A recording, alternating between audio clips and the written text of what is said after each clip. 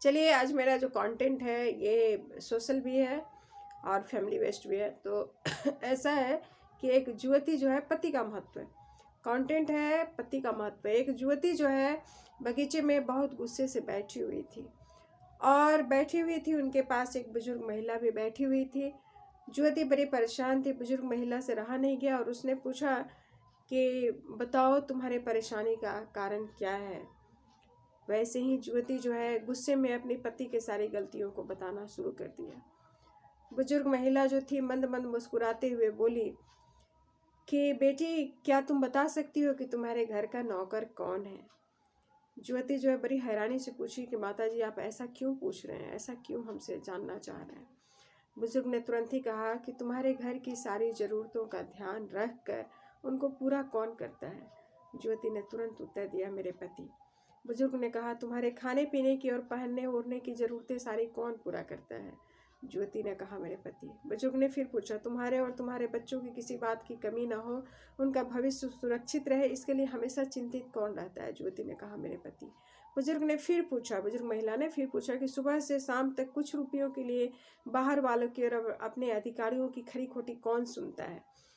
तुरंत युवती ने कहा, मेरे पति।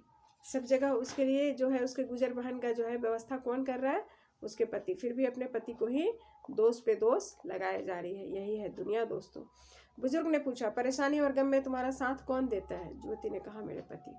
बुजुर्ग ने कहा, तुम लोगों के अच्छे जीवन शैली के लिए और रहन सहन के लिए दूर दराज जाकर, जंगल में भी जाकर, अपने सगे संबंधियों को छोड़कर, अपना गम हटाकर आप लोगों को सुरक्षित रखने की कोशिश कौन करता है। युवती ने कहा, मेरे पति। घर की बिजली बिल, पानी, गैस, मरम्मत जो भी होती है, सारी सुविधाएं, दवाइयों की व्यवस्था कौन करता है। युवती ने कहा, मेरे पति।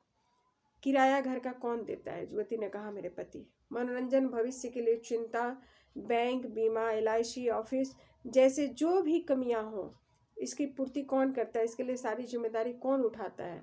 युवती ने कहा, मेरे पति। बुजुर्ग ने कहा, बीमारी में तुम्हारा ध्यान और सेवा कौन करता है। युवती ने कहा, मेरे पति। एक बात और बताओ, तुम्हारे पति इतना काम और इतना सारा ध्यान तुम्हारा रख पाते हैं, क्या कभी उसने तुमसे इस बात के लिए कोई पैसे मांगा। जी नहीं, कभी नहीं मांगा। 15 बार तुम्हें फ़ोन कौन करता है। मेरे पति। इस बात पर बुजुर्ग बोले, पति की एक कमी जो है तुम्हें नज़र आ गई, मगर उसकी इतनी सारी खूबियाँ तुम्हें कभी नज़र नहीं आई। मानो न मानो, जब तुम दुखी हो तो वो तुम्हें कभी अकेला नहीं छोड़ेगा। वो अपने दुख अपने ही मन में रख लेता है, लेकिन तुम्हें कभी दुखी करने की कोशिश नहीं करता, तुम्हें कभी नहीं बताता कि तुम्हें दुख पहुंचेगा। हर वक्त हर दिन तुम्हें कुछ अच्छी बातें सिखाने की कोशिश कौन करता है। तुम्हारे पति। कुछ समय शांति के साथ घर पर व्यतीत कर सके और दिन भर की परेशानियों को भुला सके। हर छोटी बातों पर झगड़ा तो कर सकता है, तुम्हें दो बातें जरूर बोल सकता है, पर किसी और को तुम्हें दो बातें बोलने नहीं देगा। वो कौन है। तुम्हारा पति। कुछ भी हो या ना हो, जरूर तुम्हें कहेगा सब कुछ ठीक हो जाएगा, चिंता मत करो, सब कुछ ठीक हो जाएगा। माँ बाप के बाद ऊपर वाले ईश्वर का दिया हुआ एक सबसे बड़ा स्पेशल उपहार है तो कौन है।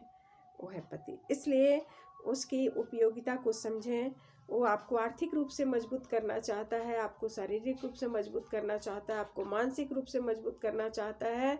कभी नहीं चाहता कि आपको कोई दुख की घड़ी आए जो आपको तकलीफ पहुंचा सके। हमेशा आपके सुरक्षित भविष्य की चिंता करता है और हमेशा सोचता है कि आप भली भाव से रहें और सुखी रहें, खुशी रहें। तो पति की उपयोगिता को समझें, महत्व को समझें और नज़रअंदाज न करें। और कभी अनचाहे अगर झगड़ा हो जाता है या दो बातें कहा सुनी हो जाती है, तो इसका फिक्र न करके पति का महत्व को समझें, उपयोगिता को समझें। और पति परमेश्वर होता है।